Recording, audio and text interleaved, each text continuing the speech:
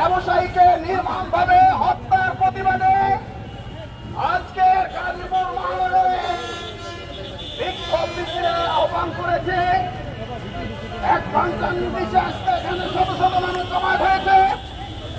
আজকের এই বিক্ষোভ মিছিলে সভাপতিত্ব করছেন ইসলামী আন্দোলন বাংলাদেশ গাজীপুর মহানগরের সংগ্রামী সিনিয়র সহ সভাপতি জননেতা আলহাজ এম হানিফ সরকার। উপস্থিত আছেন মহানগরের সেক্রেটারি মুফতি হুসেন আহমদ সাহেব সহ আমাদের নগরের নেতৃবৃন্দ, সহযোগী সংগঠনের নেতৃবৃন্দ।